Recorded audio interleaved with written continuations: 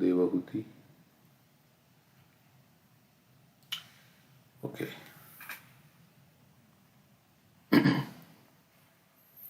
Share my screen here.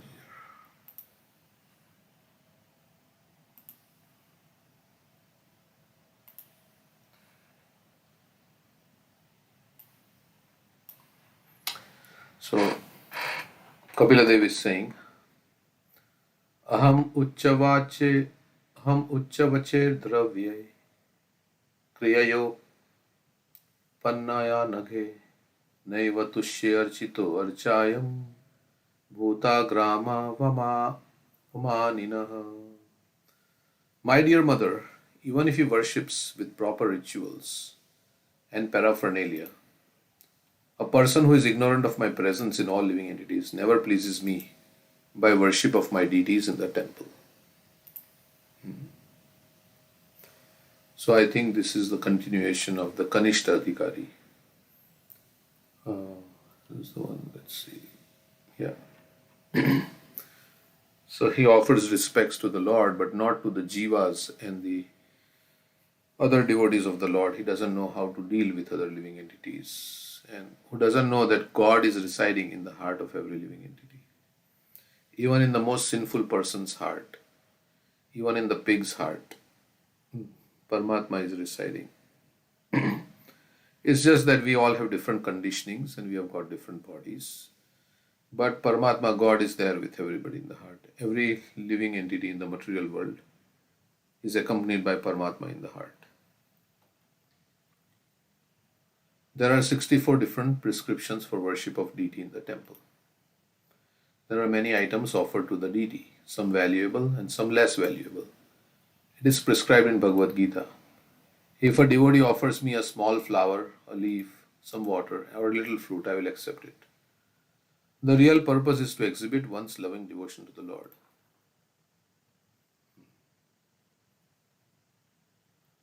So, by offering some gift to the Lord, we show our love to the Lord. However insignificant that gift may be, if it is offered with love, then Krishna accepts it. He's called, what is he called? Bhavagrahi Janardhan. Bhavagrahi Janardhan.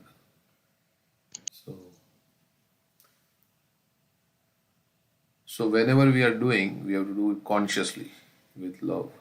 We don't have to think of something else and offer. No, when we are thinking, Krishna, and if we don't have bhav, if we don't have any love, Krishna, I am so bad, I don't have any love. Can you please accept this offering? Like Prabhupada said in his class, right? He was crying. Does anybody remember that? Prabhupada crying, and I am so useless, I am so fallen, but I have brought this for you, Krishna. Would you please accept it, Krishna? Yes, I saw that video.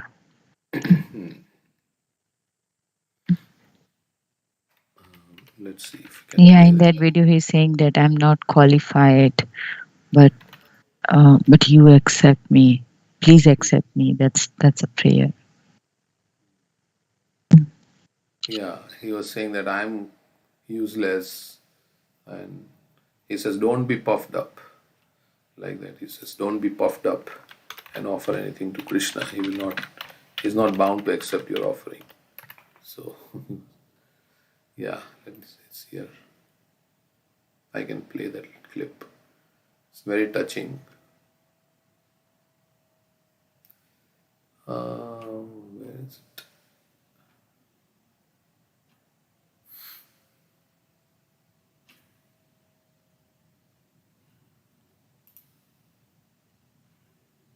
I am most rotten. Okay, let's see.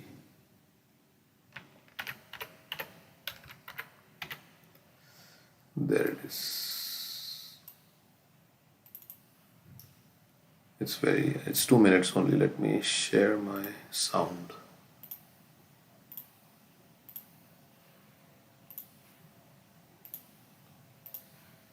Okay, here it says.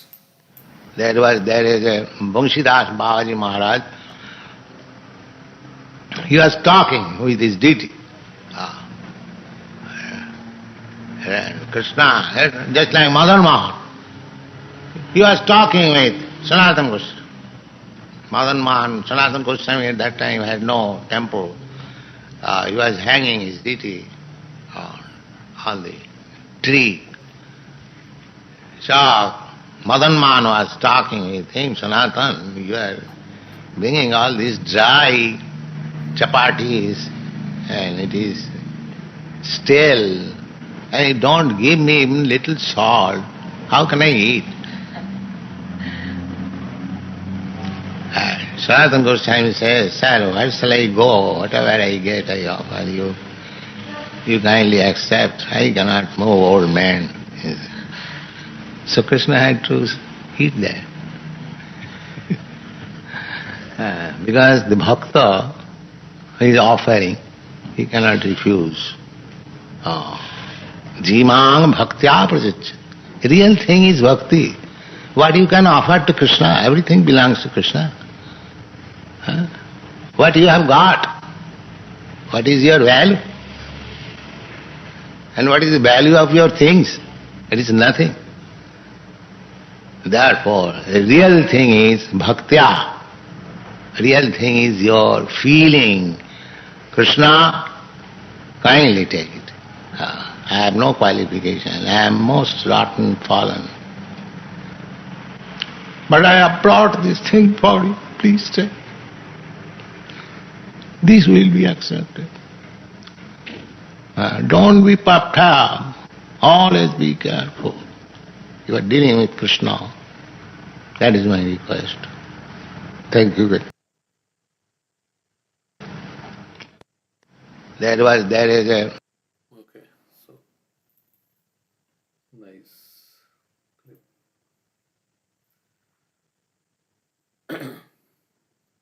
So don't be proud that, I am doing this and I am doing that, and it's all given by Krishna. And so like that. The real purpose is to exhibit one's loving devotion to the Lord. The offering themselves are secondary. If one has not developed loving devotion to the Lord and simply offers many kinds of foodstuffs, fruits and flowers, without real devotion, and if you don't have real devotion, at least be humble that you don't have any devotion. But I am offering Krishna, please accept it. You can beg Krishna, please accept it. In this way, if you accept my offering, then my life will be successful. Prabhupada said like that. If one time Krishna accepts your offering, your life is successful. The offering will not be accepted by the Lord. We cannot bribe the personality of Godhead. He is so great that our bribery has no value. So you cannot bribe him with anything material. Like in this day and age, if police catches you, in India, you give some bribe, then they will let you go. So he's also expecting a bribe. And, you give bribe and then he got his material benefit. So, but Krishna you can't bribe because he has everything. He's so great that our bribery has no value. Nor has he any scarcity. See, the policeman or somebody, whoever, the judge, high court judge, may be in need of money or he may be out of greed. He give him something, then he will take it and then pass the judgment in your favor. But for one who has no need, what can you give? Who has everything? So he has no scarcity, since he is full in himself. What can we offer him? Everything is produced by him. We simply offer to show our love and gratitude to the Lord.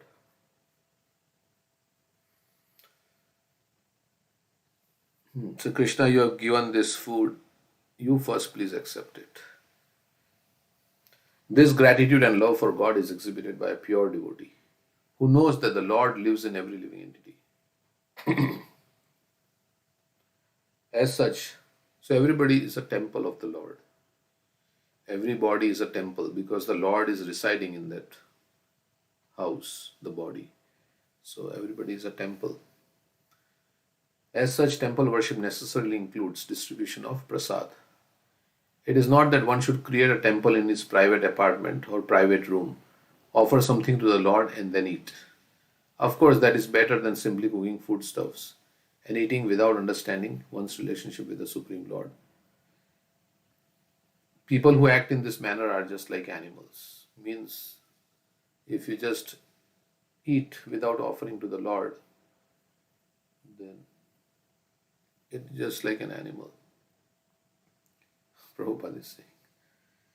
So we should offer to the Lord, but it is not that we just do it in our home and do it privately. So Prabhupada is saying it is not that one should create a temple in his private apartment or private room, offer something to the Lord and then eat.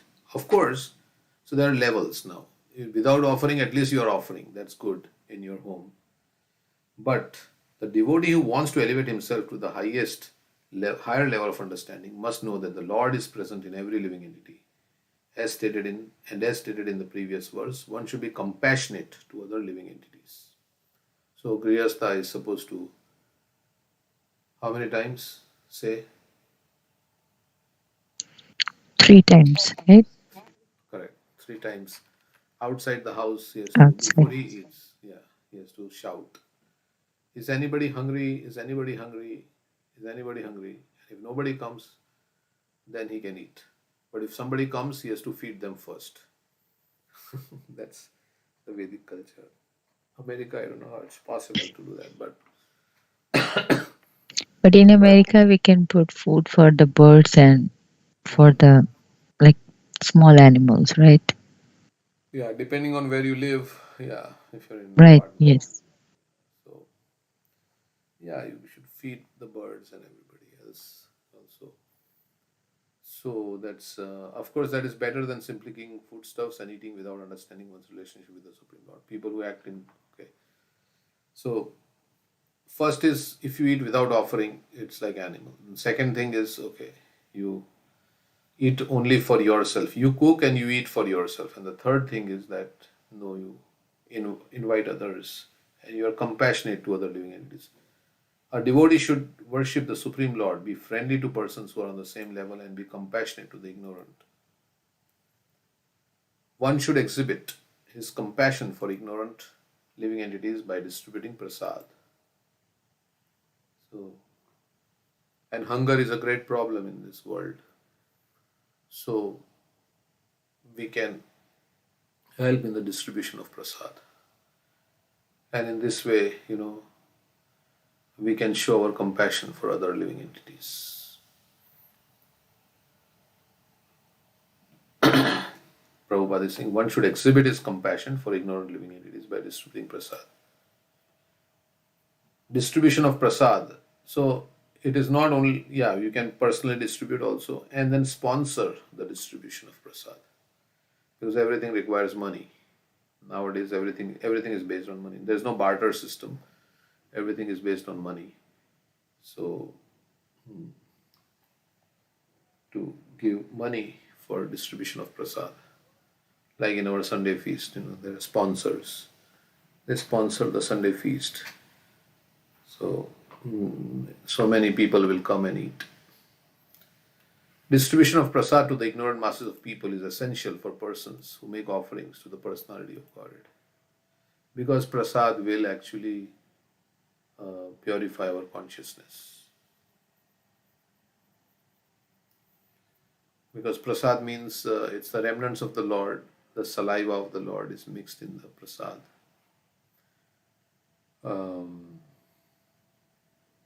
Like there's a pastime like that.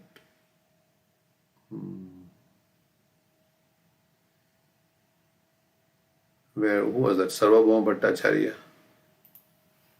Sarvabhauma Bhattacharya was given prasad and he had not taken bath. Was it Sarvabhauma Bhattacharya? And he took the prasad even. And did Mahaprabhu say that the saliva of the Lord is mixed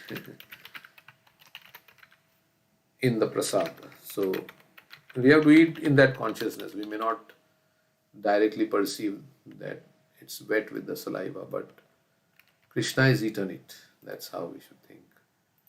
And we should partake of the prasadam. That's why we say honor prasadam.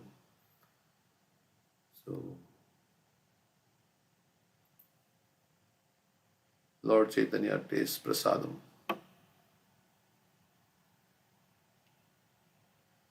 Let's see.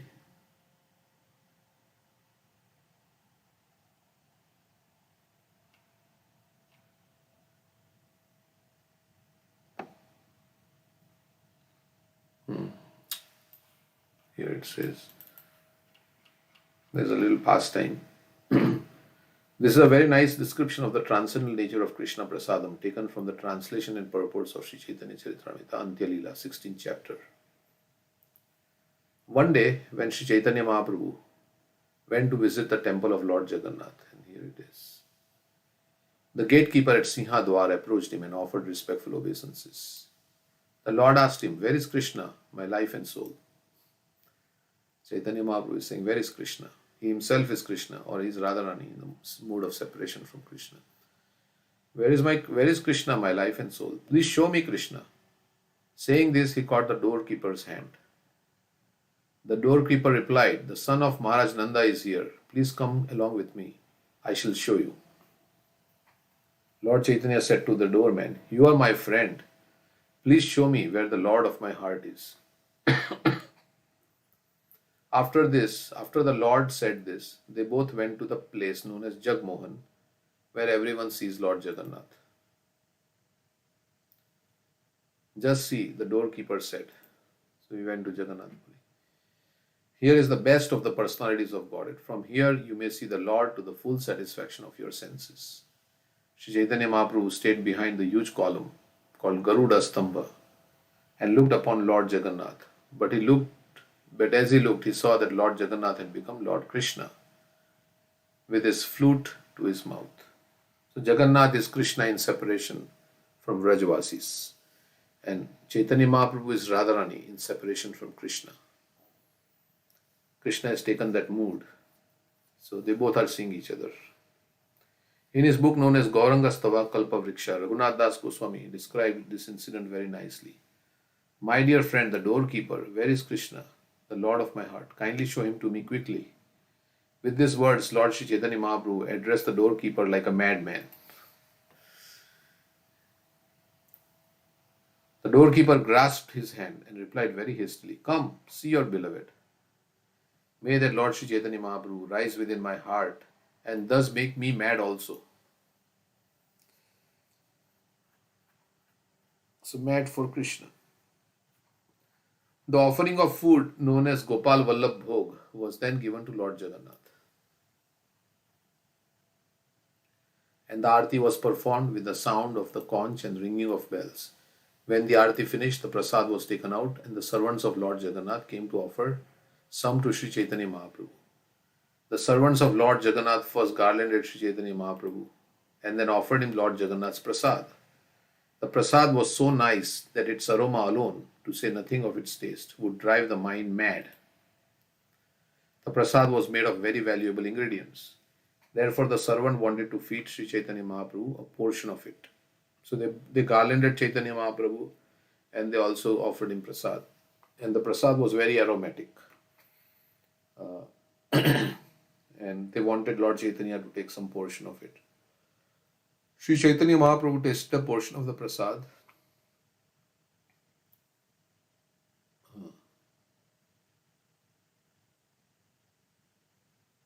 Govinda took rest and bound it in the end of his wrapper.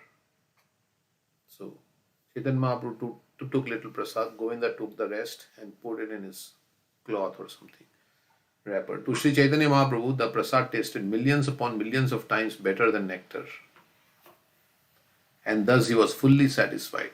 The hair all over his body stood on end, and incessant tears flowed from his eyes. Just by eating prasad, he was in ecstasy. Sri Chaitanya Mahaprabhu considered, where has such a taste in this prasad come from? Certainly, it is due to its having been touched by the nectar of Krishna's lips.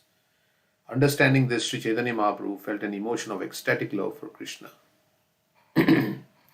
But upon seeing the servants of Lord Jagannath, he restrained himself.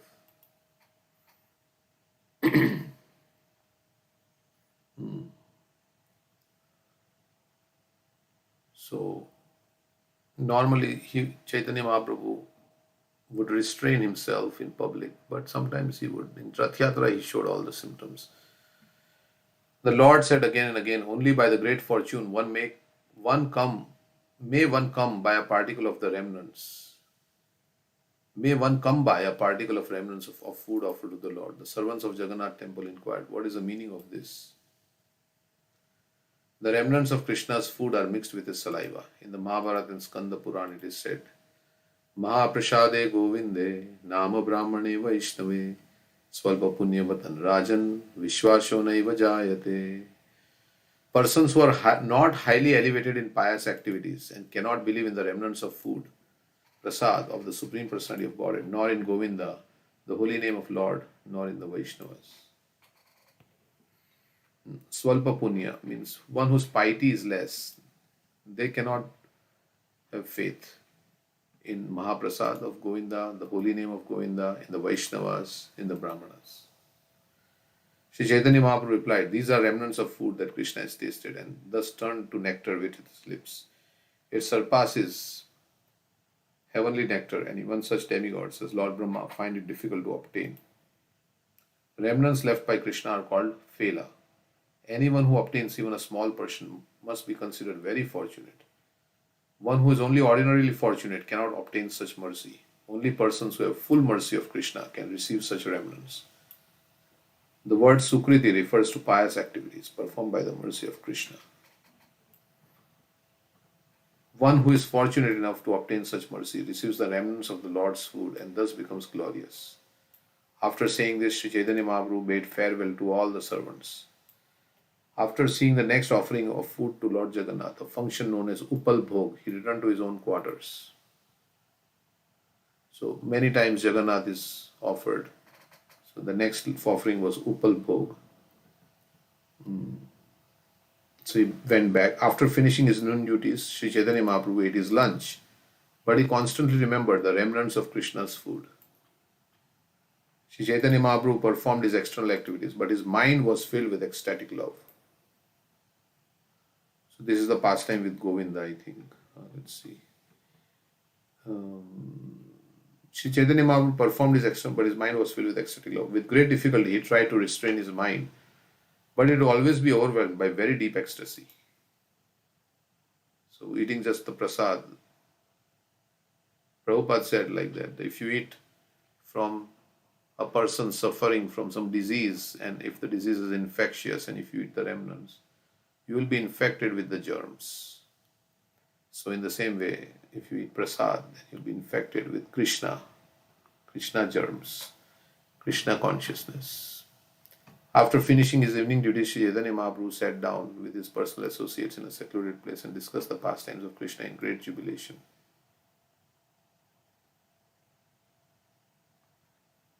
So those who are elevated also in consciousness, if we take the remnants, then we get their qualities. Following the indications, Bhakta Pada Duli Ar Bhakta Pada Jal, Bhakta Bhukti Avashesh Tina Mahabal. So, following the indications of Chaitanya Mahaprabhu, Govinda brought the prasad of Lord Jagannath. The Lord sent some to Paramananda Puri and Brahmananda Bharati.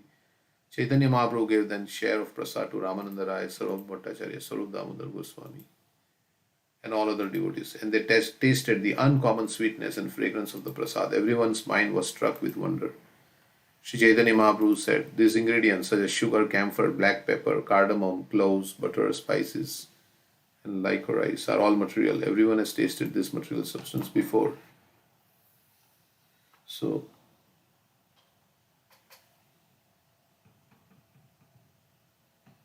the word prakrita refers to those things tasted for sense gratification of the conditioned soul. Such things are limited by material laws. Sri Chaitanya Mahaprabhu wanted to make that point that material things have already been experienced by materially absorbed persons who are interested only in sense gratification. So then the Lord says, yeah, these things we have tasted before, but when you offer, there is something else.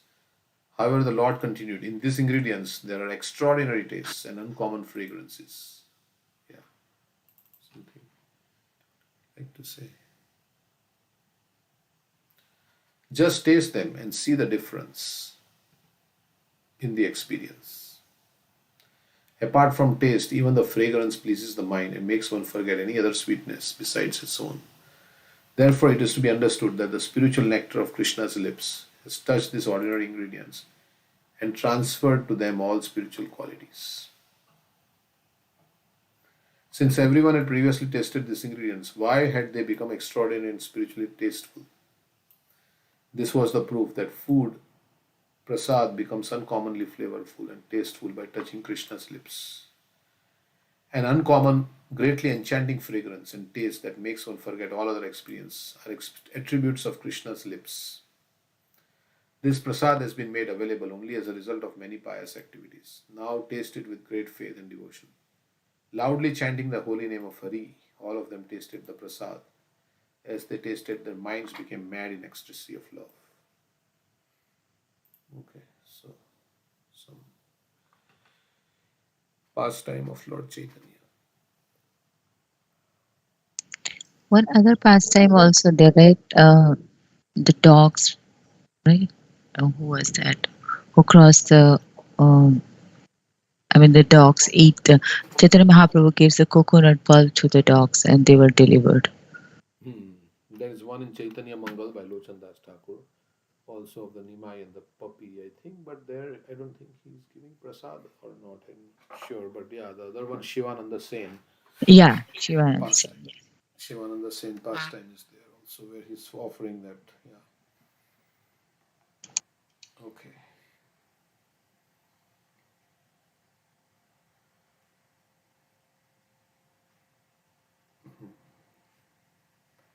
Real love and devotion is accepted by the Lord.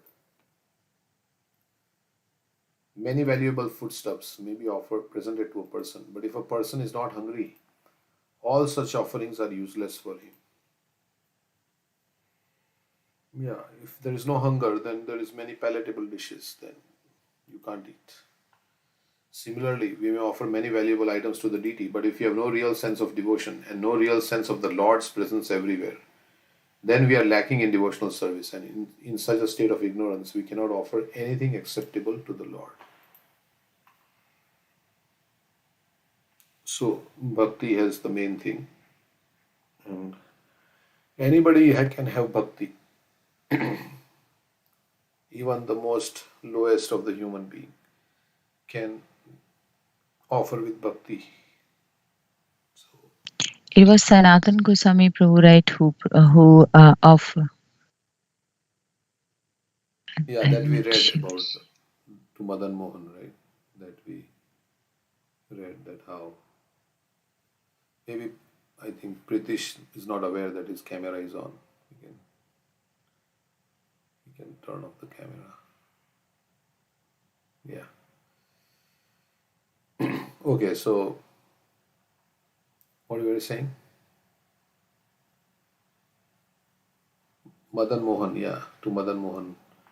Yes, we read in the lecture by Prabhupada today. He was saying, yeah, he wanted some salt and all these things. Correct. And Shabri also, right? She offered Lord like eaten berries, but they have love and devotion. That's why Lord has accepted, right? And there's a verse. This reminds me from Prahlad Maharaj that he says that Manne Dhana Vijana Rupa Tapa Shrutojas something Tejas Prabha Bal Paurusha Buddhi Yoga Naradhanaya Hi Bhavanti Parasya Pumso Bhaktya Tusti. Yeah, Bhagwan Gajayutpaya. So, yeah, I mean, one may possess everything like the material qualities, anything intelligence, strength, mystic power, expertise, but these things cannot satisfy the Lord, right? It only satisfy the Lord simply by devotional service, which Gajendra did, and Lord was satisfied with him. I mean, there are many. These are the wealth is everything is given by the Lord, right? We have beauty or wealth or strength or intelligence, everything. So how and Lord is already full in all opulence. So it's not attractive to the Lord. But if you have a bhava and love for the Lord, as you said earlier, that He's a bhavagrahi Janardhan, so that really attracts the Lord. Correct.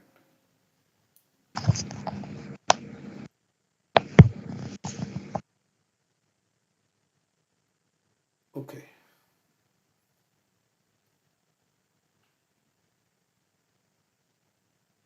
So next verse.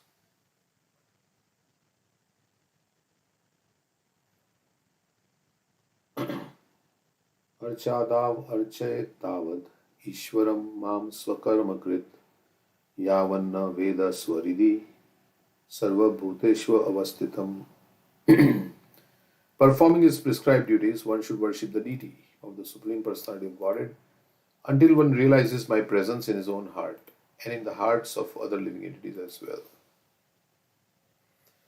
So engage in deity worship until one realizes the presence of Krishna in one's own heart and in the hearts of other living entities. Worship of deity of the Supreme Personality of Godhead is prescribed herewith even for persons who are simply discharging their prescribed duties. There are prescribed duties for different social classes of men, the Brahmanas, the Vaishyas, Kshatriyas, and Shudras, and the different ashramas, Brahmacharya, Grihastha, Vanaprastha, and Sannyas. One should worship the deity of the Lord until one appreciates the presence of the Lord in every living entity. In other words, one should not be satisfied simply by discharging his duties properly. He must realize his relationship and the relationship of all other living entities with the Supreme Personality of Godhead. If he does not understand this, then even though he discharges his prescribed duties properly, it is to be understood that he is simply laboring without profit. So how every jiva has a relationship with the Supreme Lord. And to connect the jiva back to the Supreme Lord, that is the... Okay, this one was calling...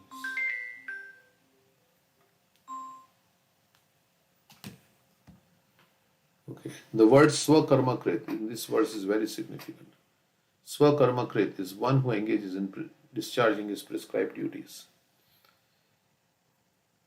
Swakarmakrit, it is not that one who has become a devotee of the Lord or who engages in devotional service should give up his prescribed duties. No one should be lazy under the plea of devotional service. One has to execute devotional service according to his prescribed duties. Swakarmakrit means like according to a varna and ashram. For every stage of life there is a varna and there is ashram, like that, divided into 4. Grihastha, Vanaprastha, Sannyas, Brahmachari, Grihastha, Vanaprastha, Sannyas. And Swakarmakrit means that one should describe the duties prescribed for him without neglect. Okay, so we should realize how God is in the heart of every living entity. Every living entity is part and parcel of God. He's just like me. So you can feel that unity with all the living entities, and that's why you feel compassion for others. Oh, what is that person going through? If I was going through that thing, if I was hungry, how I would feel. That's how there can be compassion. And on the material platform and then on the spiritual platform also.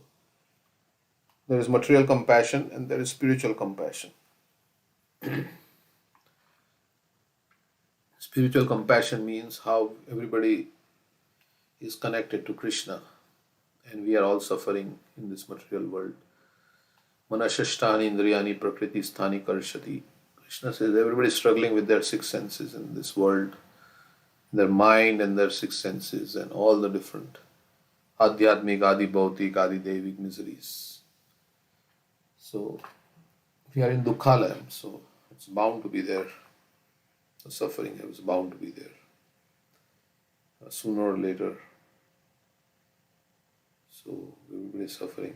That's why there is compassion. Because the devotee is completely convinced that there is spiritual world and everybody belongs to the spiritual world. They don't belong here. They have all turned away from Lord. as Prahlad Maharaj says, right? Maya Sukhaya Bharamudvahato Vimudan. What is that? Naivo Dvijay Paradurataya Vaitaranyastvad Virya Gayan Mahamritamagna Chitta. Shoche Tato Vimukha Chetasa Indriyartha. Maya Sukhaya Bharamudvahato Vimudan. He says, we have turned away from the Lord. Soche tato vimukha chetasa indriyartha. For the purpose of sense gratification, we have turned away from the Lord. And that's why we are trying to enjoy this illusory happiness. And there is so much burden. We are taking bhar for this. And we are suffering like anything in this material existence. So he says, Prayena deva munayo svamukti kama maunam charanti vijanena parartha nishtaha naitan vihaya kripanan vimumuksha eko nanyam tvadasya sharanam brahmato anupashye. He's saying, oh, I will not go to the solitary places for my own salvation. I will stay in the cities where all the people are congregated, and I will give them Krishna consciousness and bring to your lotus feet. Because without taking shelter of the lotus feet of the Lord, I don't see that they can be happy. So he is feeling for everybody. And Vasudev Dutt also said, I will suffer for everybody. And that's why Lord Chaitanya said, yes, I'm your property. You have such compassion for the living entities. I'm your property.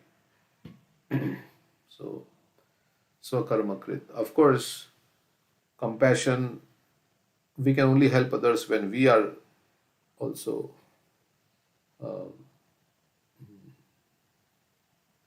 in a good situation. So, but still, it's not like we have to be completely pure devotee before we can distribute Prabhupada's books, because we are giving Prabhupada's words. He is pure devotee. And we can repeat Prabhupada's words, what we have heard. And by repeating, we also hearing. So we are chanting and hearing. We are repeating and we are hearing.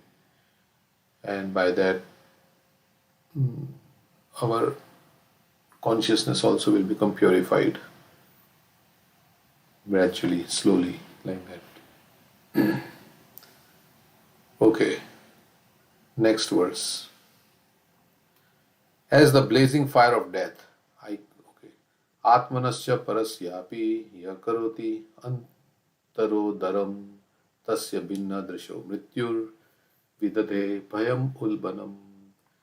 As the blazing fire of death, I cause great fear to whoever makes the least discrimination between himself and other living entities because of a differential outlook.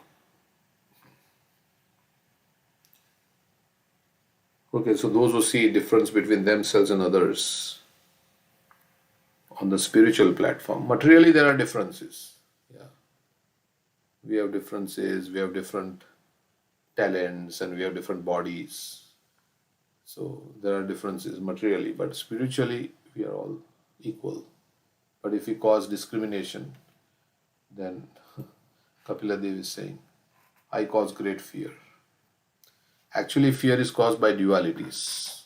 Bhayam dvitiya abhiniveshatasya adishadapetasya viparyayo smritihi. Dualities, when you see something separate from the Lord. Every living entity belongs to the Lord. There are bodily differentiations among all varieties of living entities, but a devotee should not distinguish between one living entity and another on such a basis. A devotee's outlook should be that both the soul and super soul are equally present in all varieties of living entities. So Jiva and Paramatma are present in every living entity. So it's just that everybody has different karma, and that's why different desires they have and conditionings. But everybody is part and parcel. Of course, that doesn't mean we go and embrace the tiger. But yeah, we have to see this way, at least in our mind. Every living entity is part and parcel of God. And yeah, Vishwa etada dineshu bali shishu dvishastucha prema mitri kripopeksha ya karoti samadhyama. How he distinguishes between the inimical, the innocent, and the devotees. And he makes friendship with the devotees. He avoids the inimical, and he is um, compassionate to the innocent. Like that. That's the behavior of a Madhyam Adhikari. Uttam Adhikari sees everybody is engaged in Krishna's service. So he doesn't preach. Because everybody is serving Krishna, directly or indirectly. So that's a very different consciousness, very elevated. Therefore, through charitable gifts and attention, as well as through friendly behavior and viewing all to be alike. So, through charitable gifts and attention. So, we should give in charity, we should give attention, we should be friendly to other living beings, and viewing all to be alike. One should propitiate me, who abide in all creatures as their very self. One should worship me. Propitiate means worship me as the one who resides in everybody's heart. It should not be misunderstood that because the super soul is dwelling within the heart of a living entity, the individual soul has become equal to him. The equality of the super soul and individual soul is misconceived by the impersonalists. Here it is distinctly mentioned that the individual soul should be recognized in relationship with the Supreme Personality of Godhead. The method of worshipping the individual soul is described here as either giving charitable gifts or behaving in a friendly manner, free from any separatist outlook. So, it doesn't mean they are same, but both are residing. The impersonalist sometimes accepts a poor individual soul as being Daridra Narayan, meaning that Narayan, the Supreme Personality of Godhead, has become poor. So they think Atma and Paramatma are same, and the man is poor. They are thinking that, oh, this Narayan has become poor because we are good as Narayan. This is a contradiction. The Supreme Personality of Godhead is full in all opulences. He can agree to live with a poor soul or even with an animal. But this does not make him poor. He is just accompanying the jiva. It doesn't make him poor. There are two Sanskrit words used here, mama, mana and dana. Mana indicates the superior and dana indicates one who gives charitable gifts or is compassionate towards an inferior. We cannot treat the Supreme Personality of Godhead as an inferior who is dependent on our charitable gifts. When we give charity, it is to a person who is inferior in his material or economic condition. Charity is not given to a rich man. Similarly, it is explicitly stated here that man respect is offered to a superior and charity is offered to an inferior. The living entities, according to different results of fruitive activities, may become rich or poor, but the Supreme Personality of Godhead is unchangeable. He is always in full in six opulences. Aishwarya samagrasya viryasya yashashriya jnana vairagyasya chaiva sanabhagani tinkana. Treating a living entity does not mean treating him as one would treat the Supreme Personality of Godhead.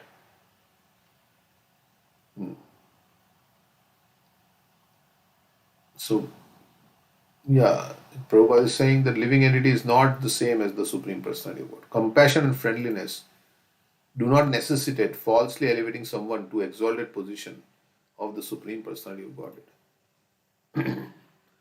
We should not at the same time misunderstand that the super soul situated in the heart of an animal like a hog and the super soul situated in the heart of a learned Brahman are different. The super soul in all living entities is the same Supreme Personality of Godhead. By his omnipotency, he can live anywhere. He can create his Vaikuntha situation everywhere. That is his inconceivable potency. Therefore, when Narayan is living in the heart of a hog, he does not become a hog Narayan. He is always Narayan and is unaffected by the body of the hog.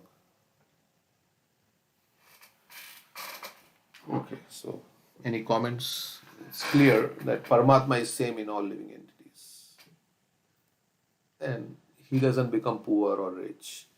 He's unchangeable. He's always rich with all the six opulences. So this is why Prabhupada is writing all this, because there is some philosophy like that. Vivekananda or somebody, they used to call Daridra Narayan.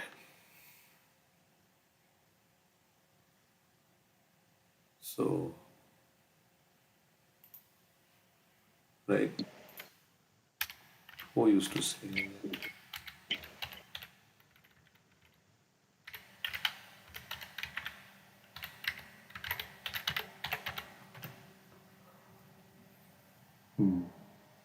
Yeah, Daridra Narayan.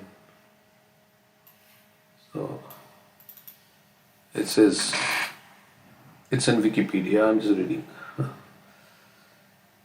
Vivekananda then referred to feeding the poor as Narayan Seva, and he preached for Daridra Narayan Seva.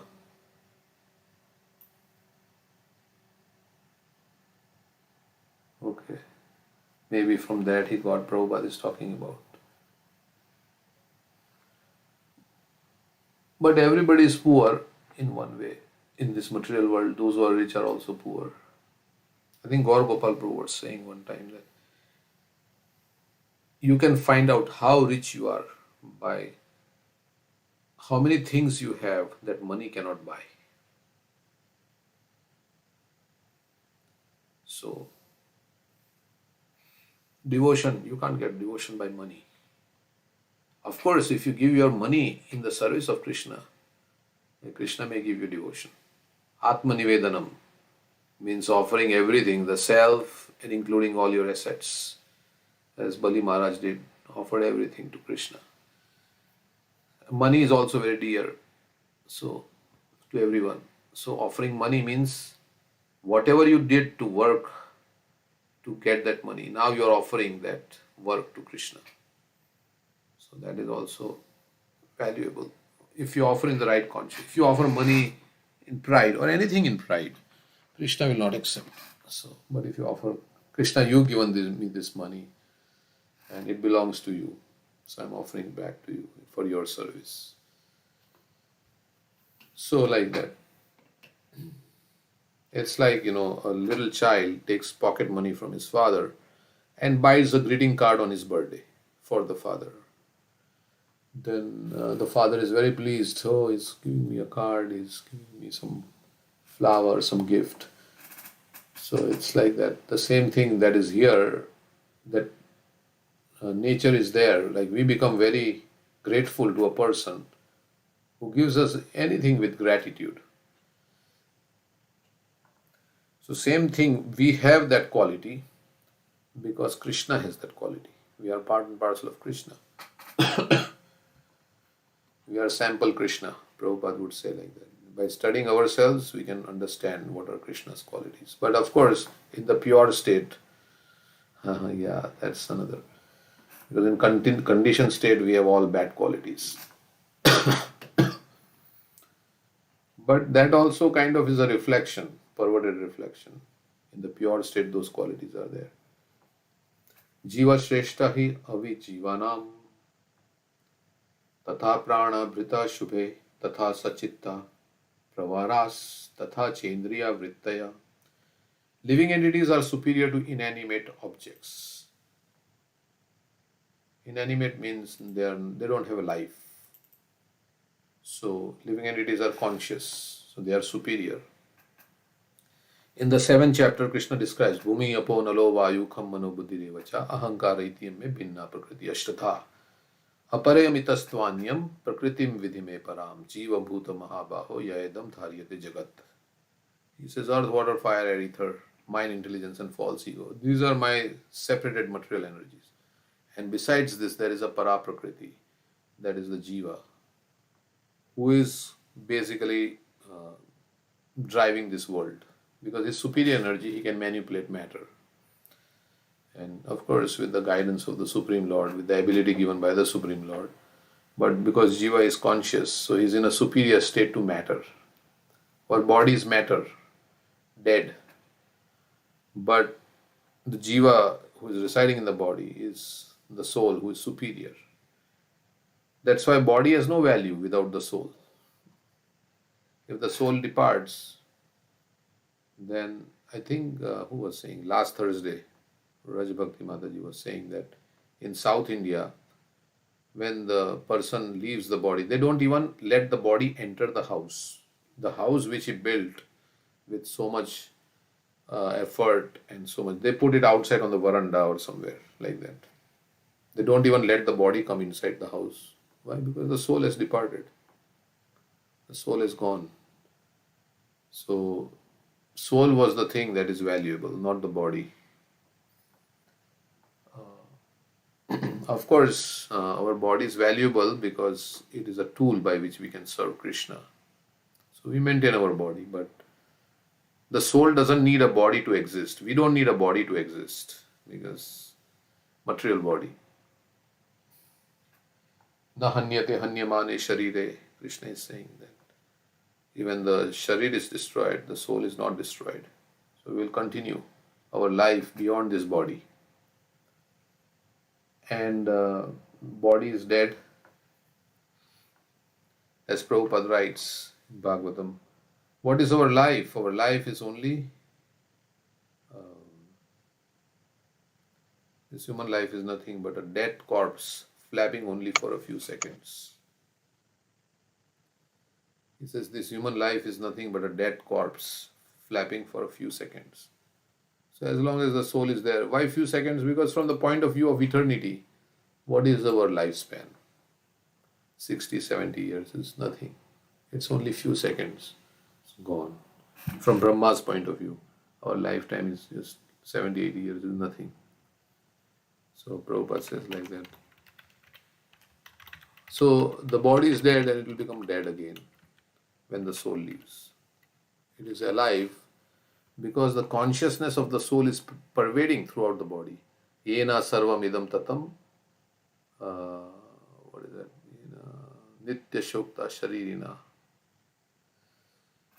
That the soul pervades the body. In the second chapter, Krishna is saying that because the consciousness of the soul is pervading the whole body, that is why the body is like, you pinch me, I'm feeling some pain.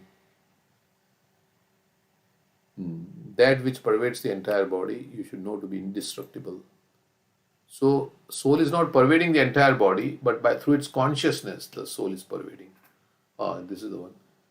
Avinashi tu tad vidhi yena sarvam idam tatam. Vinasham aveyas yasya na kashit kartum arhati. That which pervades the entire body, you should know to be indestructible. No one is able to destroy that imperishable soul.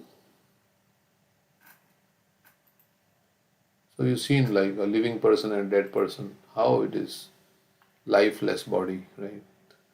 You may have gone to some funerals and seen that. So one day our body will also become lifeless like that. And the soul, will depart. So where is the soul going? We have to worry about that. Where am I going? How? And the best place to go is to go to where? America or Hawaii or Golok Vrindavan. That's where we are supposed to go. So, of course, Karmana Deva Netrena Jantur Deho Upapataye Striya Pravishta Udaram Pumsarita Kanashraya. That chapter will come. Third canto, 31st chapter, first verse. Karmana Deva Netrena Jantur Deho Upapataye. The higher authorities will decide where this jiva will go under divine supervision.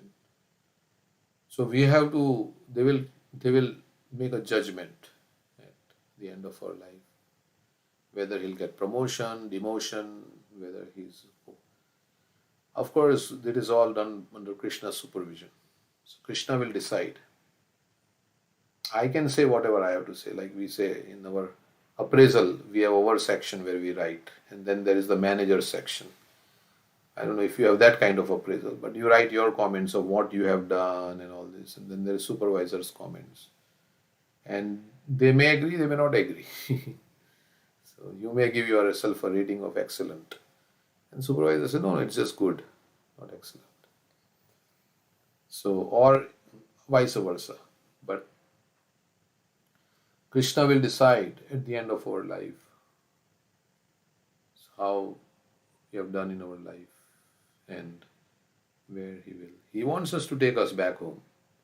Krishna is ready to take us back, but we have to also be in that consciousness to go back home, because otherwise we'll not fit there in that consciousness. Because if we still have material desires and things like that, then we will not fit in the spiritual world. If we have some desires, oh, my football game, what will happen to this, what will happen to my favorite TV show. Of course, there is much more enjoyment in the Krishna is playing so many games with his friends. They say they play so many games in one moment that you can't even conceive. So Krishna is playing all different kinds of games with his friends. They are having the same excitement here that we have.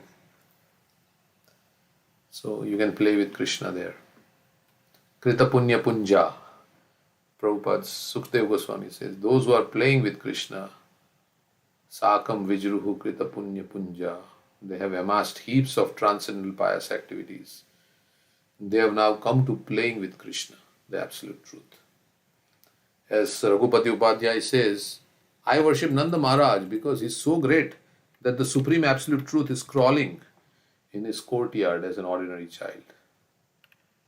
This is, I think, in the Padyavali. There's a prayer like that. So how great is Nanda Maharaj that the Supreme Brahman, Krishna, is playing like an ordinary child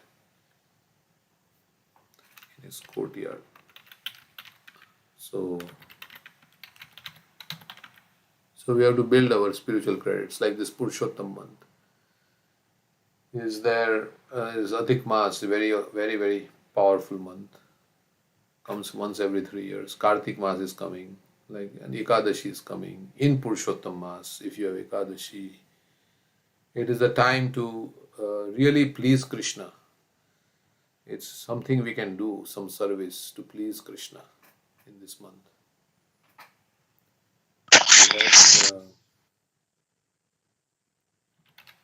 That's how. Prabhuji, Yeah. But anytime you can please Krishna. Yeah. in your example of performance, if a person is honest to him or herself, that person knows whether he or she is excellent, average, or a bad performer.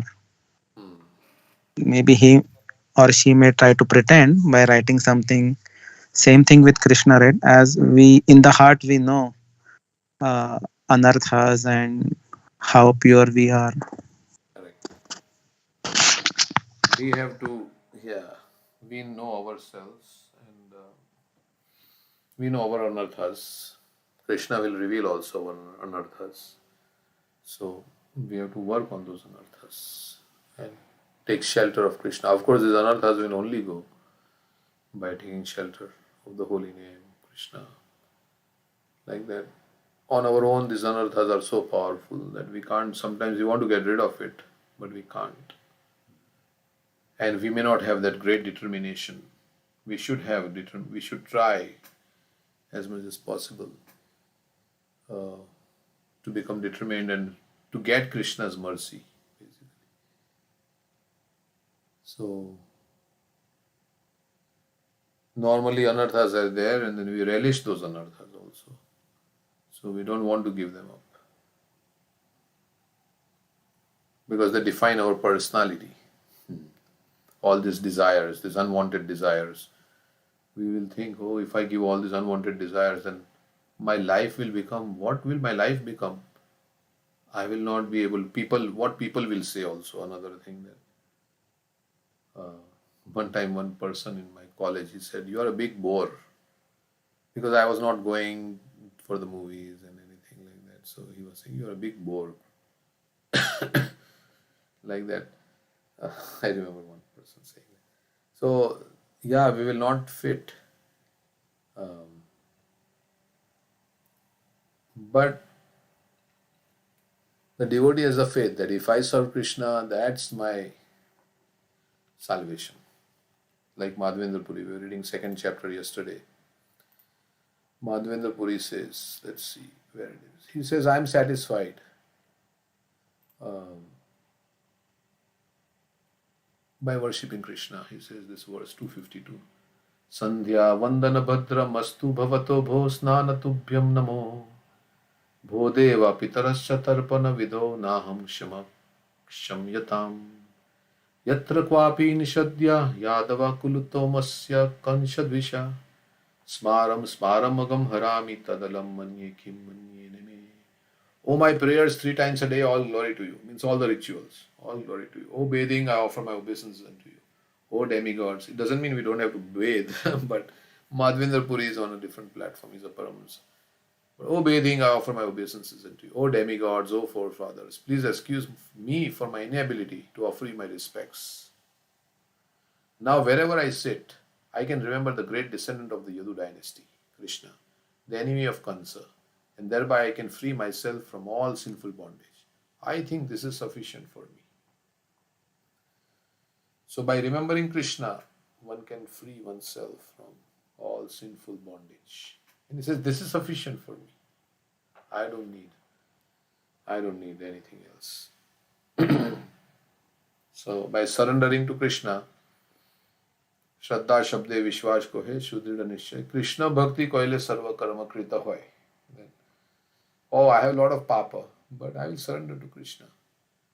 That faith one should have, that yes, Krishna can pardon can remove all my anarthas. Not only he will remove my past sins, but he will also remove the tendency to commit sins. He will remove all my anarthas. We commit sins because of our anarthas. So he will remove all my anarthas also. So I want to surrender. We should hanker for that day. One day I will surrender to Krishna. Of course, the surrendered devotee never feels he's surrendered, but when he is hankering, one day I will surrender to Krishna. Because we have to get out of this cycle of birth and death sooner than later. Because the more we stay in this cycle of birth and death, the more we are going to suffer.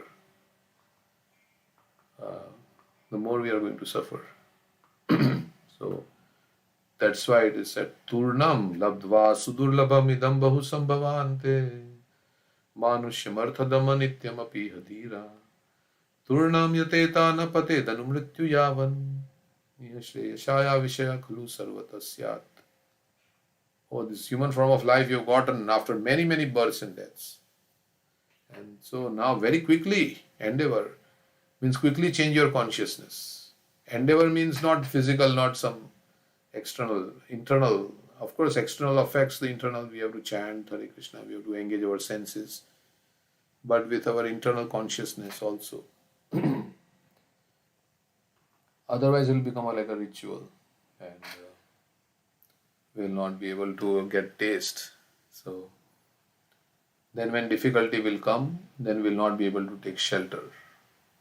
Because we never got any taste.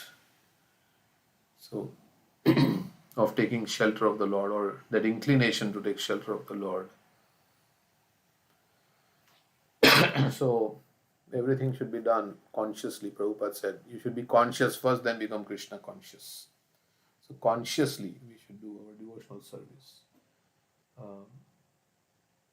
And we don't need to know so many esoteric things about all the different pastimes in the Nikunjas of Golok Vrindavan. We may know or we may not know, that's secondary.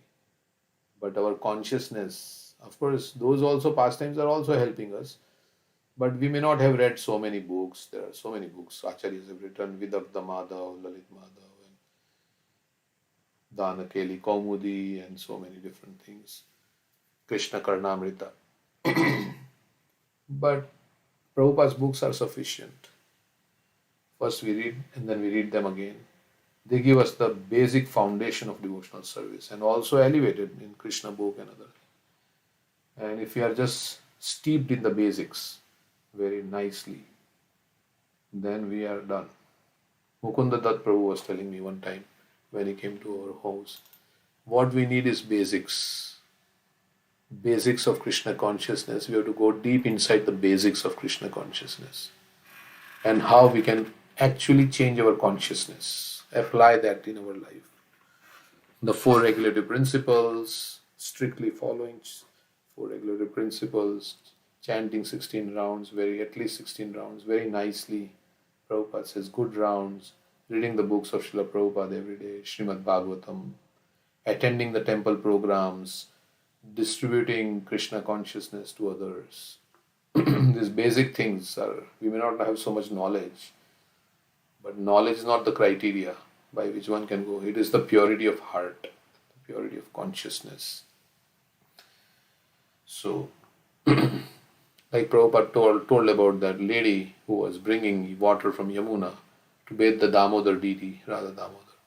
And she'll go back home back to. Now that lady may not have done Bhakti Shastri or Bhakti Vaibhav or anything like that, but her sincere service attitude, selfless, sincere service attitude, that is what Krishna, and even little bit you do, you can get perfection. So the quality matters a lot. And if you are doing devotional service properly, then all the good qualities will manifest. Yasyasti bhaktir bhagvatya kinchana sarve gunais tatra samasate sura harava bhaktasya kuto mahad guna manorathena sati dhavato bahi. Bhagavatam says that all the good qualities. That's why Prabhupada was asked, how will we recognize your devotee? Oh, he's a perfect gentleman. So all the qualities that Krishna describes in the 12th chapter, he says, oh, these qualities makes one very dear to me.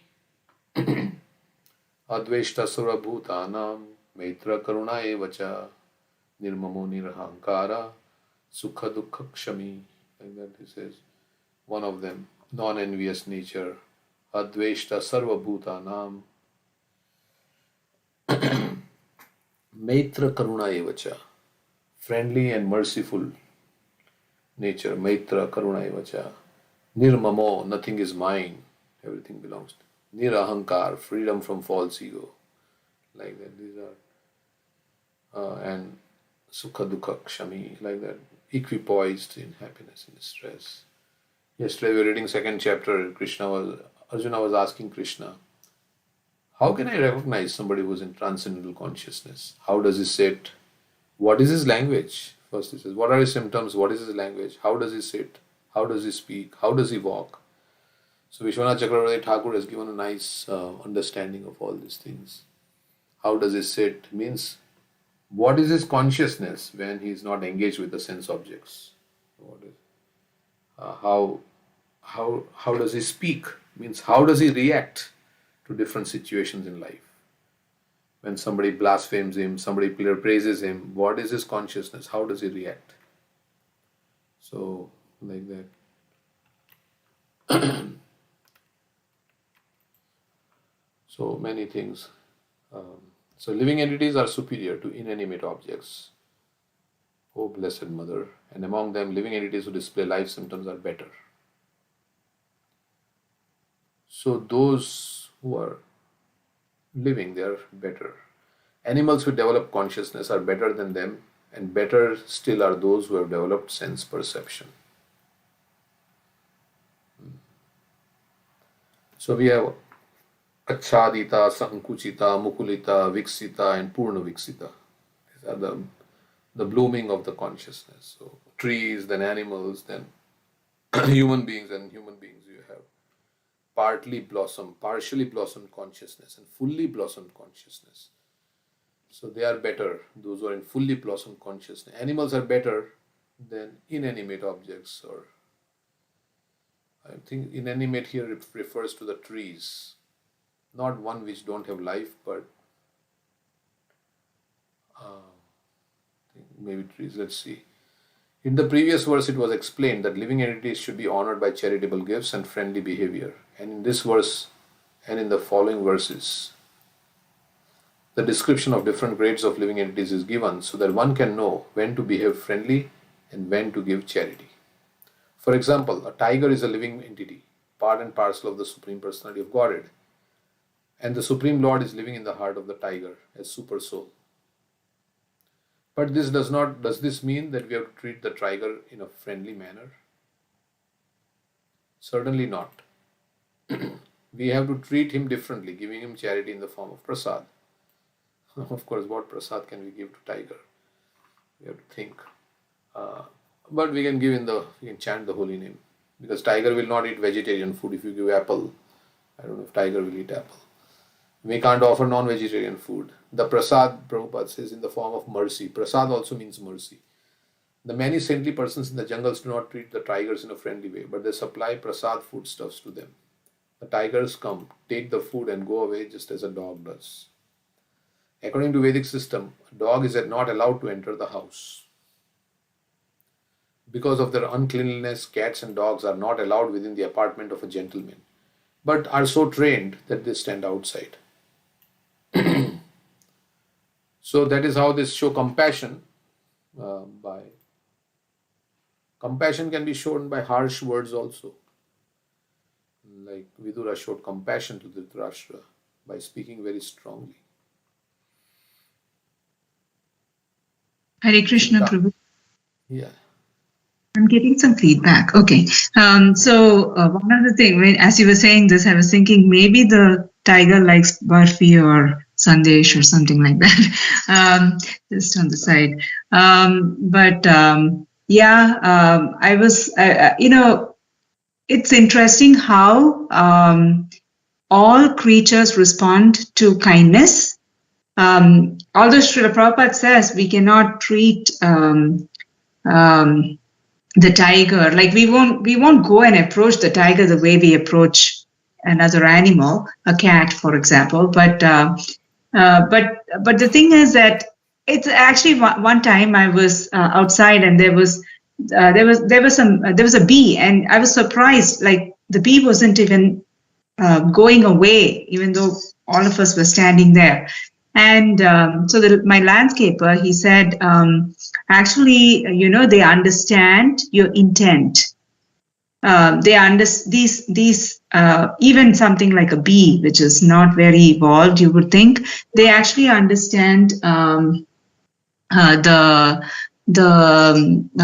kindness in the heart, or they probably see that the person's not going to harm, so they would not get defensive. And that also is, I'm just wondering if that's also a type of prasad, because everybody reciprocates to kindness. Yeah, and then I think Preeti Mataji is saying you can give water. So water also you can offer to Krishna and give water. If he doesn't like barfi, yes. So kindness, yes. Everybody understands the language of love. So you see sometimes, that some videos are there where the lion is embracing a man and the man is embracing the lion and he's not biting. I don't know how it's very risky, but you have seen that video, some man embracing a lion, and there are some. Yeah, animals were trained like that, right? How you train the animals. Like sometimes if you, like a baby, in which environment and what kind of upbringing we give, they learn all these things, right? If someone like a tiger and lion, if we feed just a vegetarian food, they don't even know that what kind of meat tastes like that. So I mean, they train in the zoo and they are going nearby them and they cuddle them, right? So it's about how you train them. Yes. And I think that's why Krishna says that water is the common thing which all the living entities drink. So, yeah. Yeah.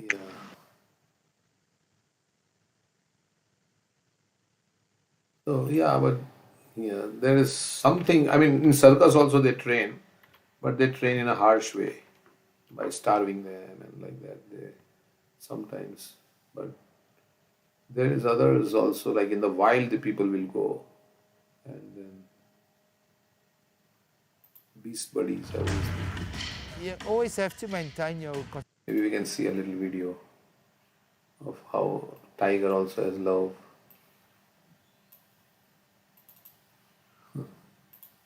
man who cuddles lion. You always have to maintain your concentration and respect. Secondly, you don't do stupid things. You get bitten and scratched all the time. They have claws. Some people think I'm crazy. Some people think I'm testing my fate. Wow. You see this, like, it's, I don't know if you saw it, but this is like very dangerous thing to do. We cannot trust a wild animal, but maybe they become so faithful. Dogs are faithful. But anyway, let's read. According to Vedic system, a dog is not allowed to enter the house. You can't have dog in the house. The dog is in a lower mode of nature and unclean. Prabhupada says, because of their uncleanliness, cats and dogs are not allowed within the apartment of a gentleman, but are so trained that they stand out. So they have some place outside. Of course, this is now Vedic culture in modern civilization. People bring dogs on their bed and everywhere, and dining table, and goes everywhere, but not recommended according to the compassionate householder will supply prasad to the dogs and cats who eat outside and then go away. We must treat the lower living entities compassionately. But this does not mean that we have to treat them in the same way we treat other human beings. The feeling of equality must be there, but the treatment should be discriminating. Just how discrimination should be maintained is given in the following 6 verses concerning the different grades of living conditions. The first division is made between dead, stone-like matter and the living organism. A living organism is sometimes manifested even in stone. Experience shows that some hills and mountains grow. This is due to the presence of the soul within that stone. Earlier they said mountains used to fly, and then Indra cut off the wings of the mountains, and there was an enmity that happened between mountains and Indra. Above that, the next manifestation of the living condition is the development of consciousness.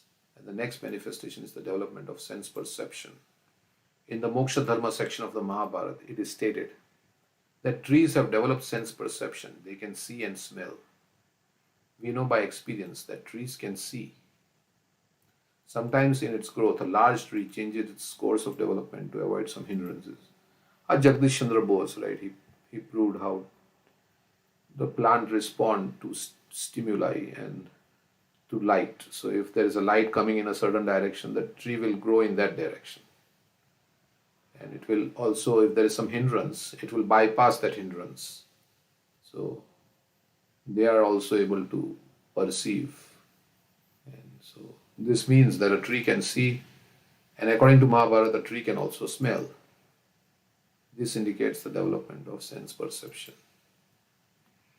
Tree can see, and tree can also smell.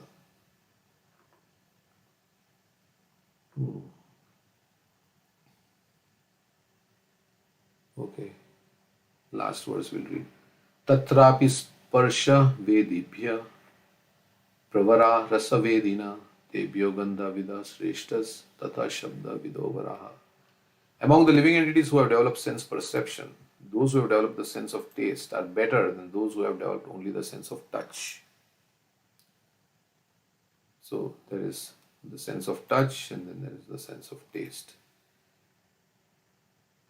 So those who have sense of taste are better than those who have just only developed sense of touch. Better than them are those who have developed the sense of smell, and better still are those who have developed the sense of hearing. So hearing is at the topmost, then smell, then touch, and then taste. So those who have developed the sense of hearing, they are better amongst all them. And they may have also sense of smell like that. Although Westerners accept that Darwin first expounded the doctrine of evolution, the science of anthropology is not new. The development of evolutionary process was known long before from the Bhagavatam, which was written 5,000. Even the development of child in the womb is there in the Bhagavatam, and how Jalajana Sthavara Laksha Vimshati, Krimayo Rudra Sankhyaka, Pakshinam Dashlakshanam. I think there is some order in which this is saying. Born in water, there are 900,000 species of life. Then Sthavara Laksha Vimshati, then coming on the land, trees.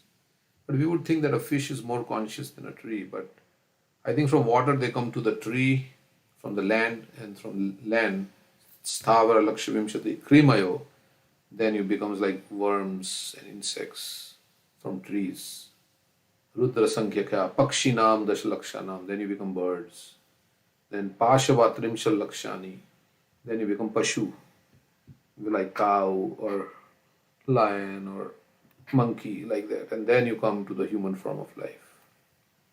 There are three gates, like if you enter through, something like that. Yeah, go ahead.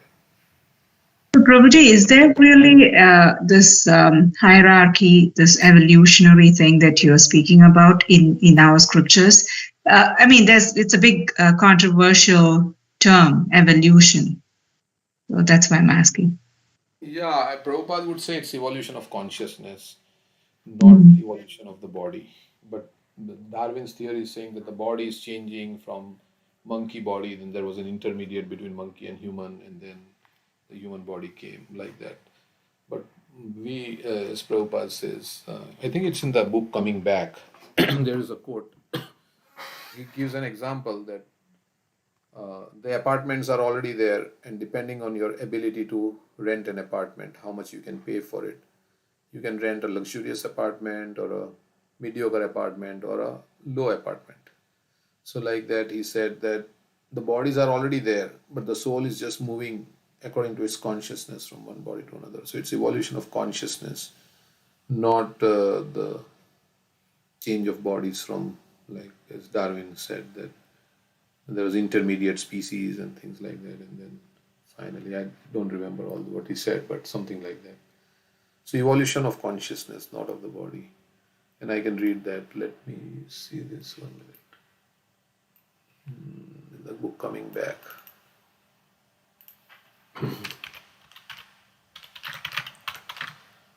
Prabhupada has given this.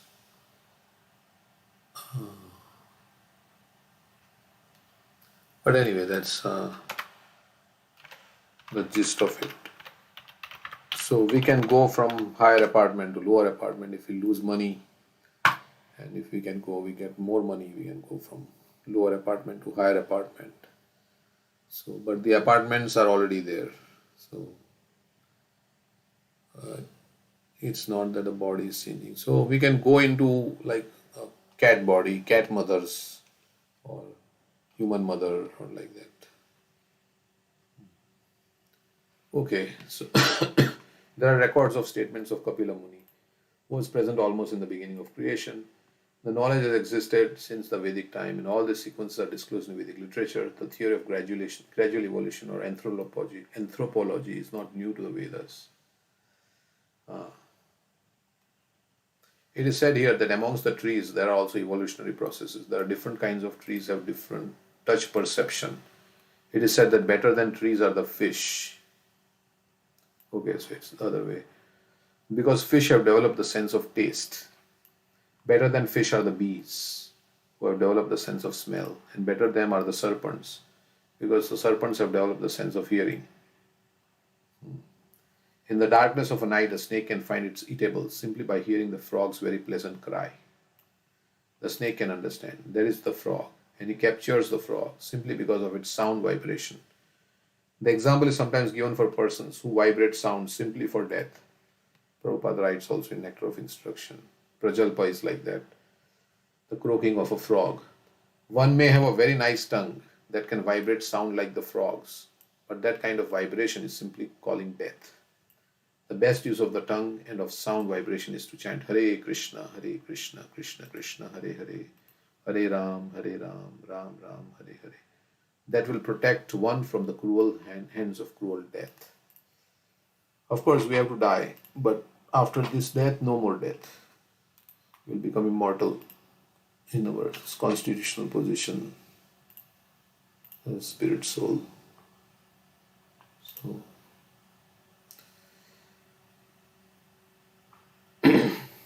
okay. I'm going to stop there. Thank you very much for your association. Continue tomorrow. Hare Krishna. Thank you, Prabhuji.